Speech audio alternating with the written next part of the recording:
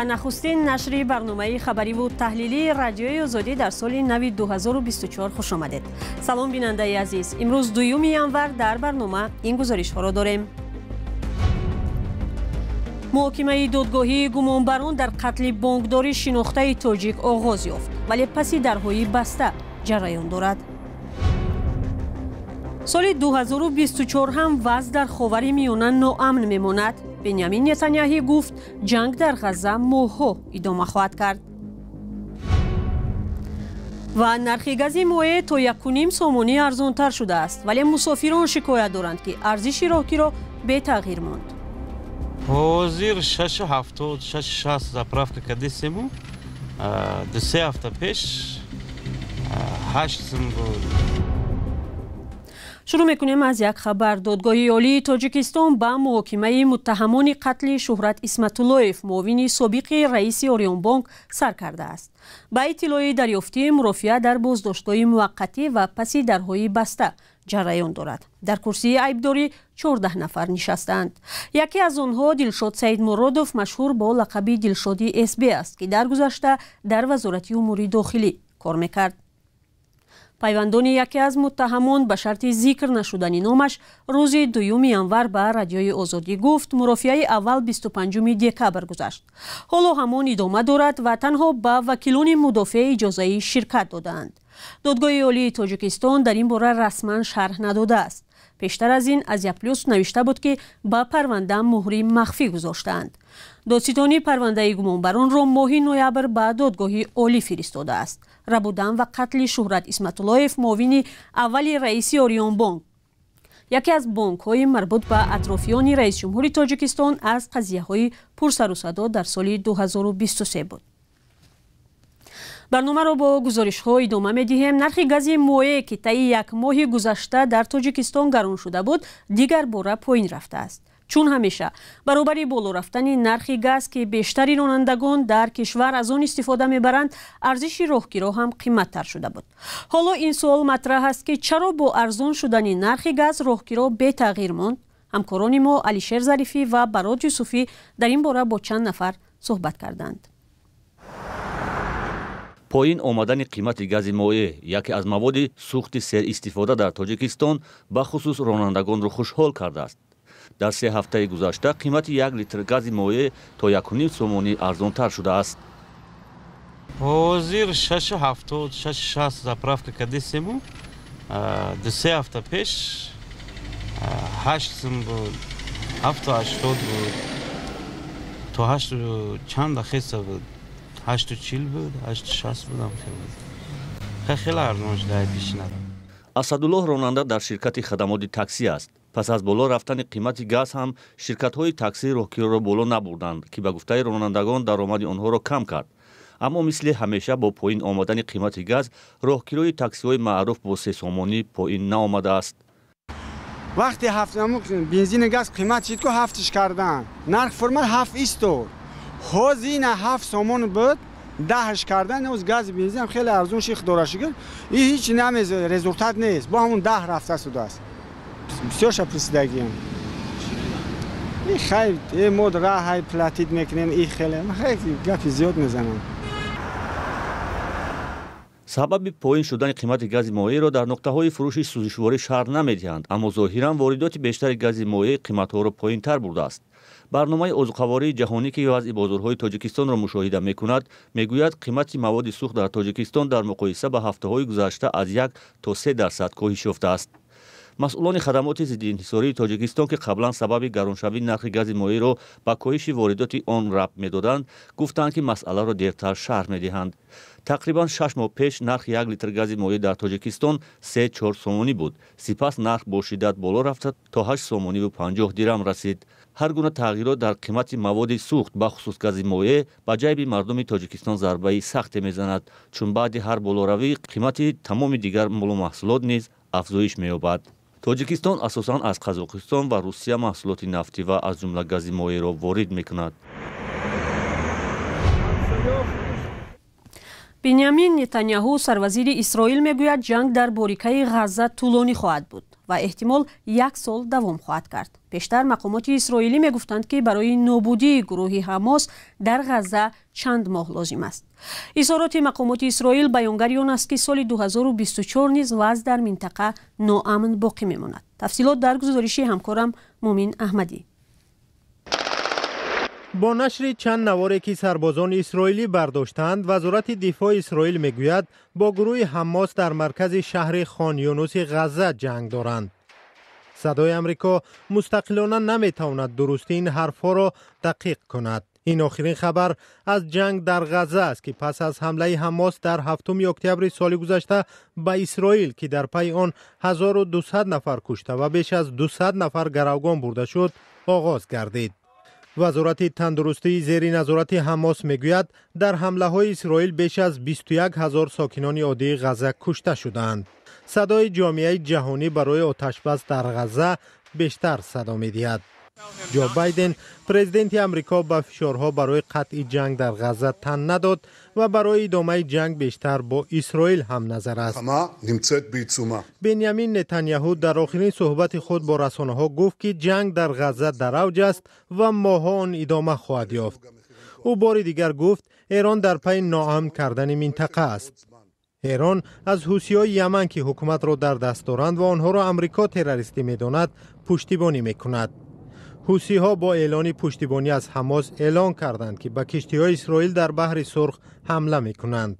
امریکا یک ائتلاف نظامی را برای حفظ کشتی‌ها در این منطقه تأسیس داده است. یک وکیل آمریکایی از حزب جمهوری خواهان می‌گوید حکومت کنونی در پاسخ به عملهای ایران ترسویانه رفتار می‌کند. برای آنکه مشکل حل شود باید به عملیات در یمن فکر کرد که آنجا توانایی‌ها نگهداری می‌شوند، جایی که ایران کمک می‌کند تا به کشتی‌های تجارتی حمله کنند و ارتش آمریکا را زیر خطر گذارد. مرکز فرماندهی آمریکا اعلام کرد که به چند قایق حوثی‌های یمن که قصد حمله به کشتی‌های تجارتی را داشتند ضربه زده آنها را نابود کرده است. ارتش اسرائیل نیز این هفته ادعا کرد که در این سمت به موفقیت نائل شده است. صدای امریکا درستی این ادعا را مستقلانه نمیتواند تصدیق کند. در شرق غزه روز گذشته دود در آسمان پیچیده بود، جایی که اسرائیل محاصره کرده است. به نظر می رسد که در سال 2024 شمار قربانیان در سرزمین فلسطینیان بیشتر خواهد شد، جایی که اسرائیل هدف گذاشته است که گروه حماس را در صحنه جنگ نابود کند.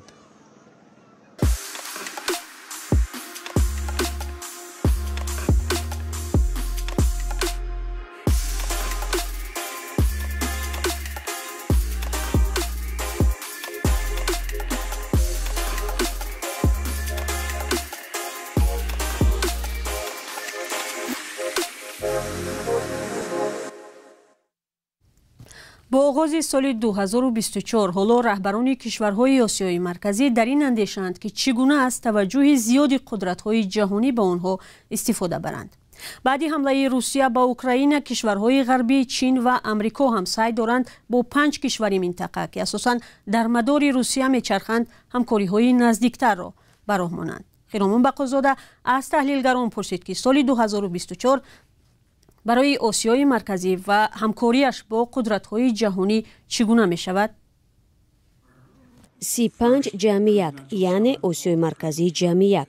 اسم این محفل شاید یکی از شناخته‌ترین جمع‌آمدهای پرزیدنتان منطقه گردید. ما شاهد ملاقات اول با پرزیدنت چین سی جین پین در چارچوب محفل آسیای مرکزی جمع 1 بودیم. بار نخست پرزیدنت جو بایدن ماه سپتامبر با پرزیدنتان همکارش در حاشیه مجمع کل سازمان ملل در نیویورک دیدار کرد. ما دیدیم که اولین جلسه رهبران شورای خلیج و آسیای مرکزی برپا شد. با پرزیدنت روسیه ولادیمیر پوتین دیدار کردند. با همتای آلمانیشان ملاقات کردند. دیدیم که پرزیدنتان دولت‌های دیگر به آسیای مرکزی سفر کردند. از فرانسه مکرون به قزاقستان و ازبکستان رفت. نقش دو قدرت رقیب چین و ایالات متحده آمریکا به باور ادوارد لیمن افزونتر می شود.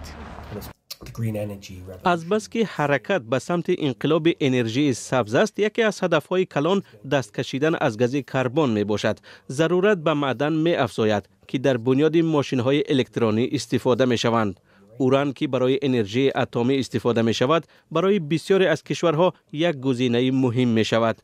دست کشیدن از انگیز در استحصال انرژی هم یکی از هدفها است. استحصال کننده کلانترین اوران در جهان کی است؟ قزاقستان. این واقعیت ها به باوری همصحبتان رادیو آزادی بیانگر برتری های منطقه در آینده می باشد. حالا مسئله مهم این است که تا کجا کشورهای آسیای مرکزی از این منفعت‌ها از توجه قدرت‌های دیگر جهانی به خود درست استفاده کرده می‌توانند. آیا همین توجه را که عادلانه گوییم بعد شروع جنگ در اوکراین نسبت آنها پیدا شده است برای تغییرات به کار برده می‌توانند یا نه؟ آیا آنها بحران بیرونه را می توانند بر رشد در آسیای مرکزی روانه کنند، بر رشد همکاری‌های ژئوپلیتیکی آسیای مرکزی با غرب، چین، ترکیه، کشورهای خلیج؟ به نظر من این وظیفه اساسی کشورها در سال 2024 می باشد. کشورهایی که دست و پا گم کرده نمی‌دانند با این توجه چیکار کنند. تیمور اومروف وضعیت کنونی را یک شانس مینامد که میتواند در صورت استفاده درست باعث افزایش سرمایه به اقتصاد کشورها و بهتر کردن سطح زندگی 58 میلیون اهالی منطقه آسیای مرکزی گردد اگر از کورپسیا و مدیریت نادرست پیشگیری شود. برمیگردیم به تاجیکستان. در تعطیل زمستانه مکتبچه‌ها نورسان و خردسالان را در کلاب برای تماشای یک نمایشنامه کودکانه به تئاتر دعوت کردند. در چند سال اخیر این بار اول است که برای کودکان در کلاب نمایشنامه مخصوص بچگانه پیشنهاد می شود. سالهای اخیر تئاتر تاجیک مخصوصا در مضافات بیننده ندارد و هدف جلب نورسان و خردسالان به تئاتر بوده است. با محمود جان رحمتزاده می رویم به تئاتر. قهرمانی اساسی نمایش یک دختر نیم یتیم است که آرزوی داشتن یک پلانشت را دارد. این نمایش بر اساس حکایه‌های خبرنگار تاجیک احمد ابراهیم گرفته شده است. رهبریت تئاتر میگوید این نمایشنامه یک هدیه سالینوی برای کودکان کلاب است. تئاتر برای اولین بار در چند سال اخیر یک نمایشنامه کودکانه را برای صحنه خواهند برد. هدف این نمایش جلب کودکان به تئاتر از سن خردی می باشد. طی چند سال اخیر تئاتر تاجیک و مخصوصا در مضافات بیننده ندارد. مسئولان تئاتر میخواهند از این طریق راه را برای خردسالان به سوی تئاتر باز کنند. نمایشنامه خیلی جالب است. من باور دارم که خوانندگانی که اومده از نزدیک نمایشنامه را میبینند یک با خود پند میگیرند، ذوق میبرند و ذوقشون نسبت تئاتر باز زیاده میگردد. این دومین نمایش بر اساس آثار احمد ابراهیم است که به صحنه تئاتر آمده است. 6 ماه پیش نمایشنامه تاریخی کتان روی صحنه گذاشته شده بود. این نمایشنامه تاریخی در جشنواره پرستو صاحب جایزه گشت. خرسندآور است که تئاتر ما در سال 2023 در فستیوال آزمون پرستو نقش آفریدیم، بهترین جا را سزاوار گشتیم، بهترین اثر تاریخی. هنرمندان تئاتر سیدعلی ولیزاده در این صحنه بیش از 1 ماه تمرین کرده اند. هنگام نمایش هنرمندان با نقش خود کودکان را می‌خنداندند. رهبریت تئاتر میگوید که این آخرین نمایش در سال 2023 بوده است. در یک عملیات در مرکز شهر سنت پترزبورگ روسیه قریب 3000 مهاجر را دستگیر کردند. سامانه فانتانکا نوشت که در سند 600 مهاجر کمبودی یافتند و احتمال زیاده از 100 نفر آنها را از روسیه بیرانند. با گزارش رسانه‌های روسی به غیر از سنت پترزبورگ شب سال نو در شهرهای دیگر روسیه از جمله در مسکو نیز عملیات ضد مهاجران گذشت.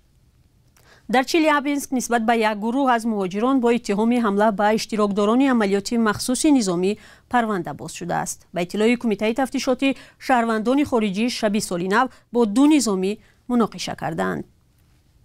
برنامه اخباری آزادی را به پایان میبریم. سپاس از شما بیننده عزیز که تا این لحظه ما را همراهی کردید. خبرهای بیشتر را میتوانید در وبسایتمان azadi.org دسترس نمایید. همچنین صفحه های رادیوی آزادی در فیسبوک و اینستاگرام و تیک تاک و ادناکلاسنیکی در خدمت شماست. اگر خبر یا عکس و نواری دارید برایمان فرستید. تا ملاقات دیگر خود را احتیاط کنید و خدا نگهدار.